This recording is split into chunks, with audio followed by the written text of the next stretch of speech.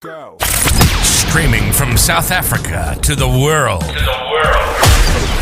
This is the Stonks Go Moon podcast. What just happened? We break it down so you don't have to. Welcome everyone to the Stonks Go Moon podcast. But guest today, that is Sorokin, head of CSM and operations at Keymaker. Welcome to the pod. Hey, how you doing? Hey, how you doing? Cool, man. Thanks. Cool, man. Love the energy, love the vibes, but that's what Spanish living brings you. Dennis, thank you so much for joining me on the pod today. I think we should start with what it is that Keymaker does, and then take it from there. Super. Thank you for having me, by the way. Yeah, it's beautiful Monday morning here. So what does Keymaker do? So I would split it into, let's say, 2 or 3 branches or directions, if you sorry my English. So first of all, I would say we do data annotations. So basically, I would say we would use human eyes to enrich or improve your data. So you would give us something that needs to be worked on, we take it and we make it better. So data annotation in a nutshell. Number two would be data collection. So it might be cases or scenarios where you simply don't have enough data for training your model. So where would you source the data from? You can take it from 2 sources. Number one would be collecting data from the open source, basically crawl internet. You can say, let's say, go to YouTube, crop those videos to find interesting short clips, or just go like Pinterest or Instagram, whatever. So basically data collection. And the third, which is data, third source is, or the activity is data creation. So there might be cases when the data that you're working on, and for example, I believe if we're to talk about in-cabin today, let's say you're training your in-cabin model to detect some kind of a distractions, let's say, like if you're smoking, or if you're distracted on the phone, or if you are, I don't know, fixing your makeup when you're driving, something like this. So the data might not be out there, and your scenarios might be quite delicate, quite special. So you can totally order a data creation from us. Basically, we can call it like, I wouldn't say low cost, but a homemade Hollywood. So we do the scenario, the script, we have a director, we can build up a prop, we can do a warehouse, or we can have like a live car driving the streets or a polygon with sensors that the customers might give us attached within the vehicle. So basically we'll create whatever scenario is there, but I will be covering it a little bit later on in our podcast today. Yeah, sure. So that's roughly what we do. Why would you want to do all of these things? I guess my question is, where is the demand coming from? What coming from? Say it again, sorry. Where is the demand coming from for all this data and services? The best way to answer it is this, I would say. So you don't want bias in the data, right? And you don't want what is already exists. So creating the data is basically might be the only solution if you're working for, let's say, those fractures of a % of precision. Because let's say Tesla is over there, their cars are driving, they're avoiding pedestrians, they're not getting into, again, I'm not talking about numbers or statistics, but I don't know, they're like 99% accurate, something like this. So for now, those companies, let's say Tesla or competitors or whoever is into in-cabin or self-driving vehicles, almost everybody, they're actually fighting Waymo, Exactly. So the battle is for fractures of the %, so 99 point something. And for this battle, you do need a specific data. And specific data, right as of now, usually it's only to be created. You can have synthetic data, right? You can totally go, let's say, whoever is listening to this podcast, right? So you can totally go to, let's say, ChatGPT, right? Or Midjourney and generate of whatever video of person driving the car, scratching his nose, covering his eyes, and so forth. But what is free is less valuable, right? So this data can be used for training, but again, you need live person behavior. So that's why data creation, it's one of the reasons, but that's the major one. That's why data creation would actually fill the particular gap that your data scientist working on you in your company would tell you to fill. So that's why.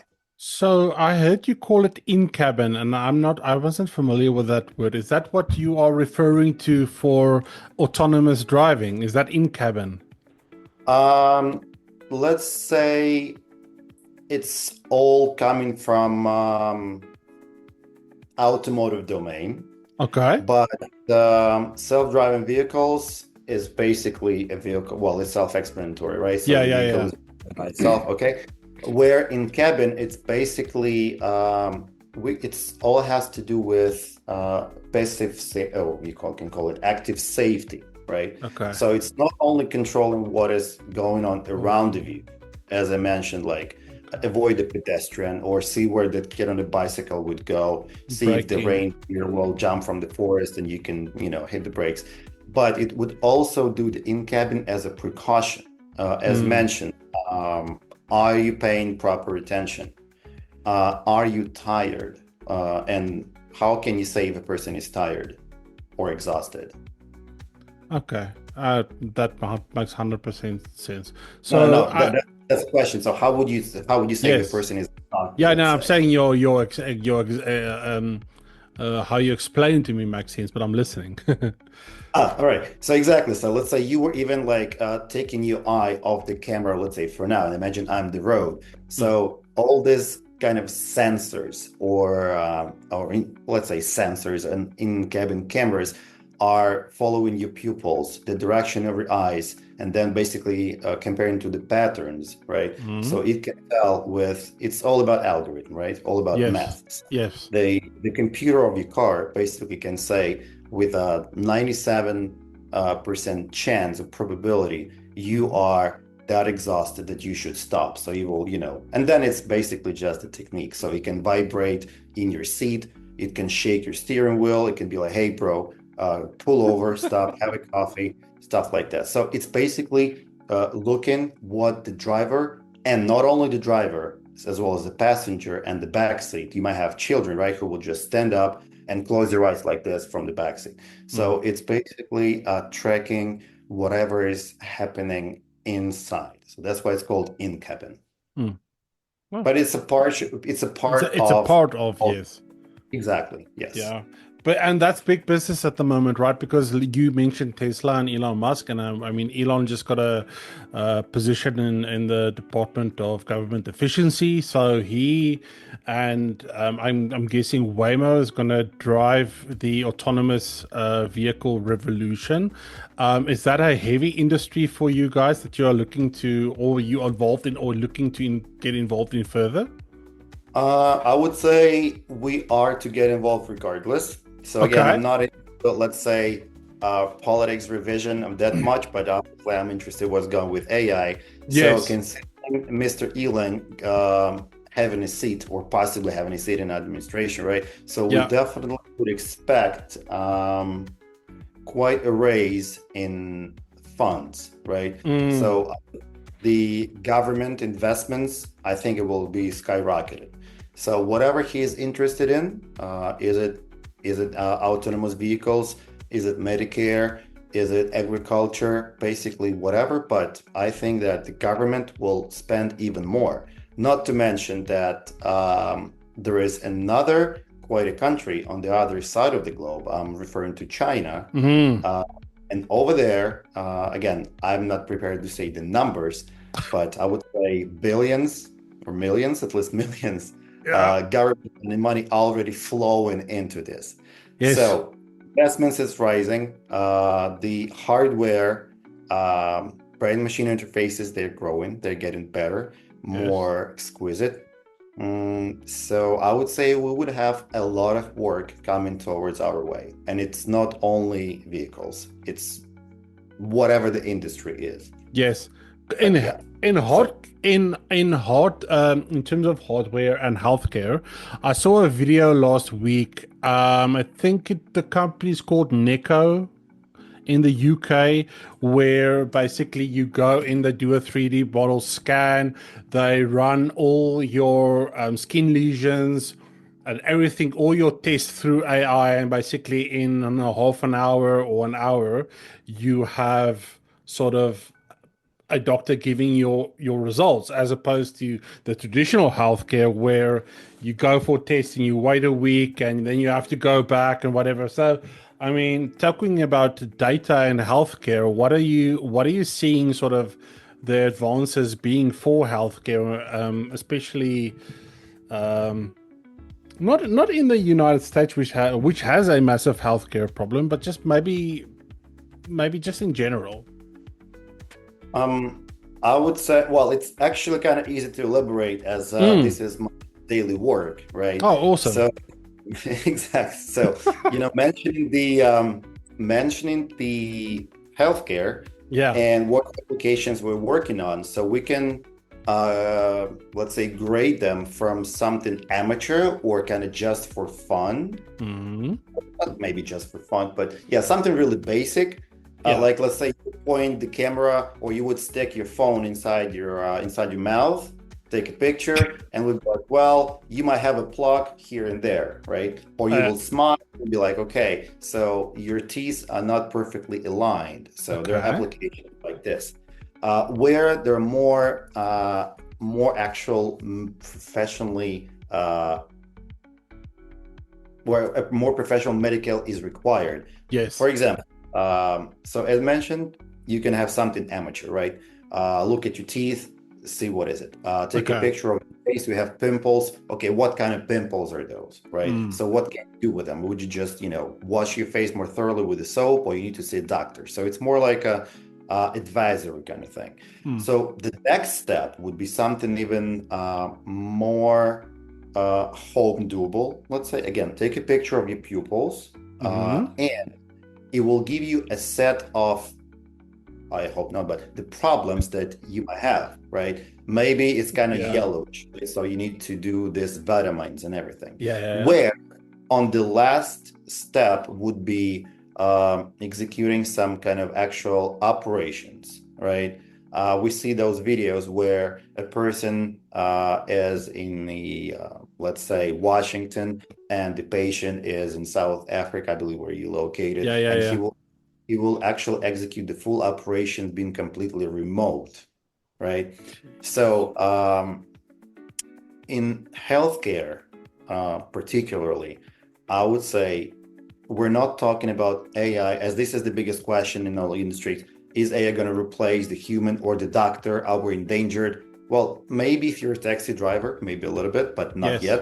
Yes. But in a healthcare, AI will just be that assistant that will just possibly give you a chance to reduce a possible mistake, Okay. to reduce misdiagnosis. Can I say this? Like a false Yeah. Yeah. diagnosis, Yeah. False right? diagnosis. Yeah.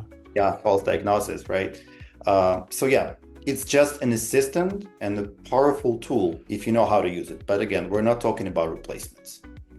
But AI Um, is going to replace, and it's busy replacing a lot of people. exactly. And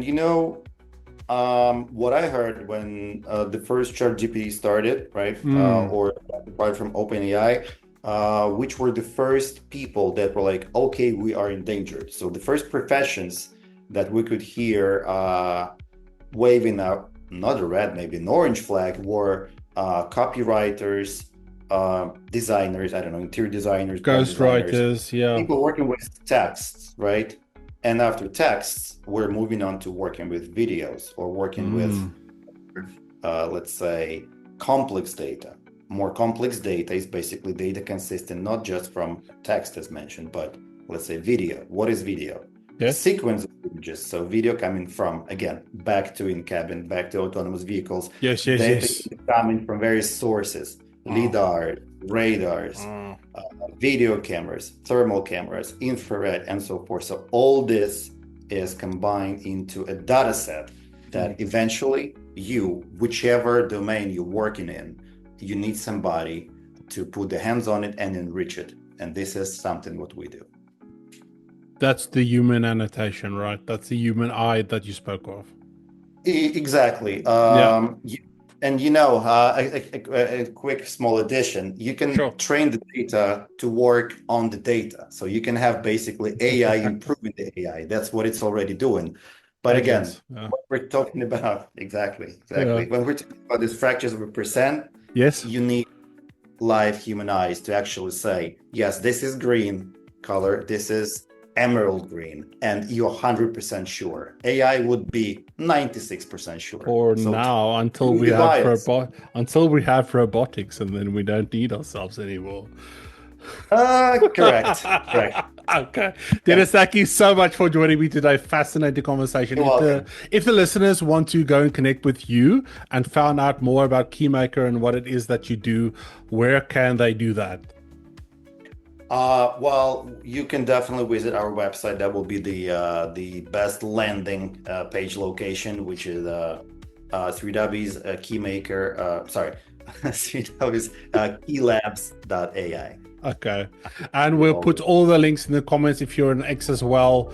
And to our listeners, peace, love, and prosperity. And we'll catch you in the next one. Cheers.